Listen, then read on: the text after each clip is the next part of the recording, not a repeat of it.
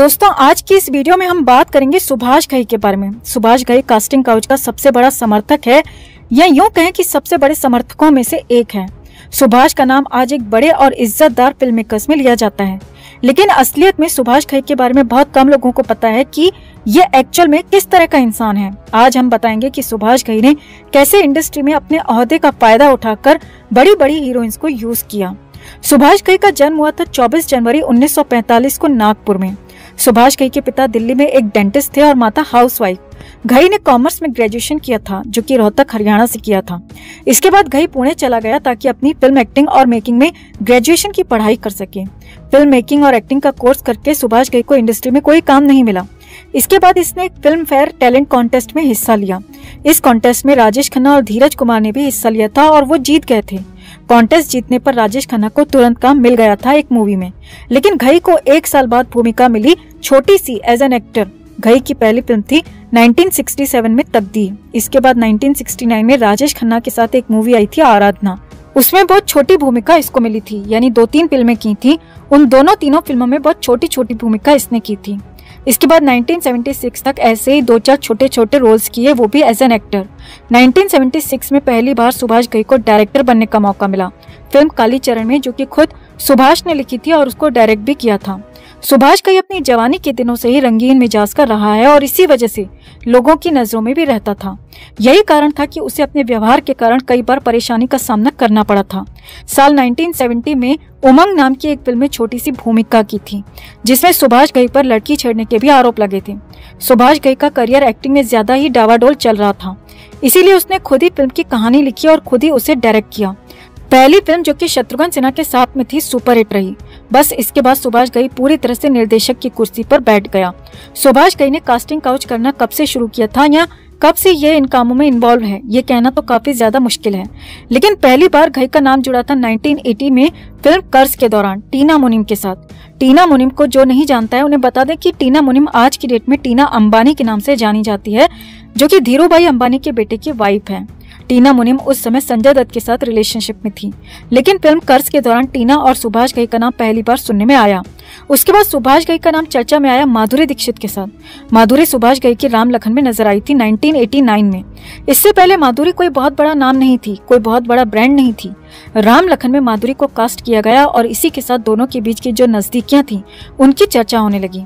Film Ram Lakhan से पहले सुभाष घई ने मीडिया में चारों तरफ माधुरी के नाम को आगे करना शुरू कर दिया था, ताकि लोगों को ये लगे कि माधुरी एक नया चेहरा है। लेकिन सुभाष घई की मेहनत पर पानी तब फिरा जब राम लखन से पहले तेजाब नाम की मूवी, जो अनिल कपूर के साथ आई थी, वो रिलीज हो गई। फिल्म रिलीज होते ही चारों तरफ तेजाब मूवी के गाने और एक्टिंग की तारीफ होने लगी। माधुरी की इसी सफलता का फायदा हुआ राम लखन फिल्म को, जिसमें माधुरी के काम की बहुत ज्यादा तारीफ की गई। यहीं से दोनों के अफेयर का जो किस्सा, जो कहानी थी, वो शुरू होती है। वैसे इसे अफेयर कहना तो गलत होगा, क्योंकि सुभाष घई रोल देने के बदले में नई नई हीरोइंस को यूज करता था। माधुरी नई थी तो उसे अपने कब्जे में रखना चाहता था। दूसरी तरफ अगर बात माधुरी की जाए तो माधुरी इंडस्ट्री में सफल तो हो रही थी। उसकी पहली मूवी सफल हो गई थी तेजाब, लेकिन वो अभी भी किसी बड़े एक्टर या बड़े डायरेक्टर का हाथ अपने सर पर रखवाना चाहती थी, ताकि उसे गॉडफादर कह सके और उसका सपोर्ट ले सके। इसके बाद माधुरी का अफेयर शुरू हो गया था संजय दत्त के साथ इसी दौरान, लेकिन माधुरी और सुभाष घई का जो याराना था वो ऐसे ही बना रहा और दोनों ने एक दूसरे का भरपूर फायदा उठाया। सुभाष घई से नजदीकियों के बदले में माधुरी दीक्षित को बहुत ज्यादा फायदा हुआ था। सुभाष की सिफारिश पर इसको कई फिल्में बाहर की भी मिली थी, जैसे प्रेम, प्रतिज्ञा, इलाका, साजन। ये ऐसी फिल्में थी जो सिफारिश पर मिली थी। और फिर अचानक साल 1991 में सुभाष घई के साथ एक ऐसा हादसा होता है जिससे सुभाष घई पूरी तरह से एक्सपोज हो जाता है। दरअसल 1991 में सुभाष घई की एक फिल्म आई थी सौदागर, आप सबको याद होगा।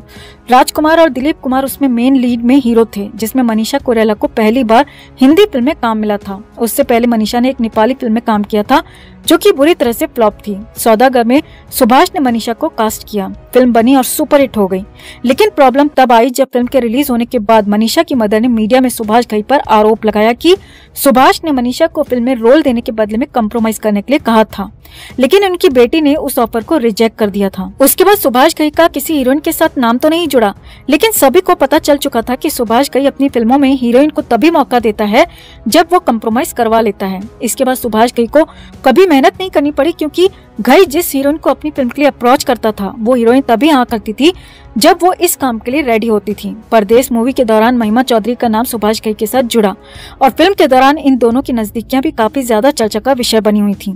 1999 में एक फिल्म बन रही थी ताल, जिसमें लीड रोल में अक्षय खन्ना और अनिल कपूर साथ में थे और ऐश्वर्या राय उसमें फीमेल लीड में थी। ऐश्वर्या इससे पहले 3-4 फिल्मों में ऑलरेडी काम कर चुकी थी, लेकिन असली पहचान मिली थी हम दिल दे चुके सनम से, जो कि इसी साल आई थी सलमान खान के साथ 1999 में। सलमान और ऐश्वर्या की प्रेम कहानी भी इसी फिल्म से शुरू हुई थी। सलमान ने जब सुना कि सुभाष घई कोई फिल्म बना रहा है और उसके लिए एक हीरोइन की तलाश कर रहा है, तो सलमान खान ने ऐश्वर्या राय के नाम की सिफारिश कर दी।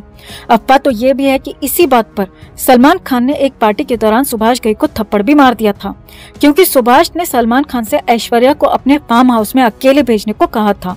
सुभाष ऐश्वर्या को अपने जिस फार्म हाउस में अकेले बुला रहा था, जिस फार्म हाउस में अकेले भेजने को कह रहा था, वो फार्म हाउस इसी काम के लिए फेमस था कि वहाँ पर सुभाष घई हीरोइंस को सिर्फ मौज मस्ती के लिए और अय्याशी के लिए बुलाता है। यही बात सुनकर सलमान को बुरा लगता है कि कोई उसकी नई नवेली गर्लफ्रेंड को ऐसे कैसे बुला सकता है। इसी बात पर सलमान ने सुभाष घई को थप्पड़ मारा था। सुभाष घई जैसा बड़ा फिल्म मेकर, जिसने माधुरी दीक्षित, मनीषा कोइराला जैसी हीरोइंस के करियर को आसमान पर पहुंचा दिया था, वो फिल्म मेकर अपनी अगली फिल्म के लिए हीरोइन की तलाश कर रहा था।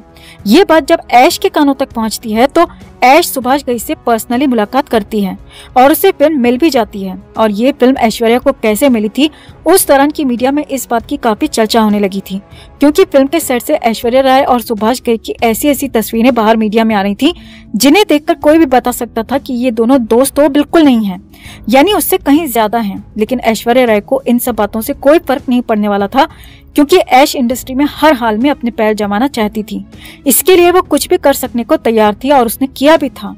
दूसरी तरफ सलमान खान की बात की जाए तो वो बहुत ज्यादा खुश था कि उसकी नई नवेली गर्लफ्रेंड को बिना कंप्रोमाइज किए मूवी मिल गई।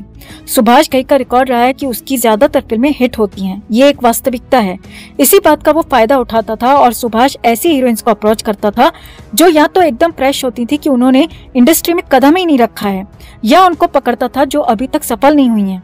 इसका फायदा ये होता था कि हीरोइंस आसानी से कंप्रोमाइज करने के लिए रेडी हो जाती थी, क्योंकि एक सेटल्ड और सक्सेसफुल हीरोइन इतनी जल्दी कंप्रोमाइज को रेडी नहीं होती है जितनी कि नई लड़कियां। और ये भी एक हकीकत है कि सक्सेस भी तभी मिलती है जब कहीं न कहीं कंप्रोमाइज कर लिया जाता है। इसी लिस्ट में जो लिस्ट सुभाष घई की उसके फार्म हाउस पर जाने वाली हीरोइंस की है, उसमें करीना कपूर भी शामिल है और प्रियंका चोपड़ा भी।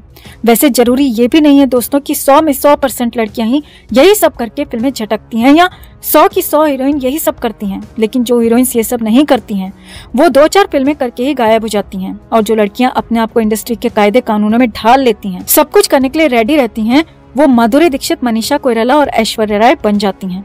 सुभाष घई जैसे लोग 1980 से ये सब कर रहे हैं, तो आप खुद सोचिए कि इंडस्ट्री में आज क्या हाल होता होगा। एक छोटा सा रोल भी बिना कंप्रोमाइज के नहीं मिलता होगा। यही इस गटरवुड की सच्चाई है। इस महान और इज्जतदार फिल्म मेकर के बारे में आपकी क्या राय है? कमेंट में आप भी अपनी बात, अपनी राय जरूर रखिए। वीडियो को लाइक और शेयर कर अपना प्यार और सपोर्ट भी जरूर दिखाएं। चैनल के साथ जुड़कर चैनल को सब्सक्राइब कर हमारी आवाज बने।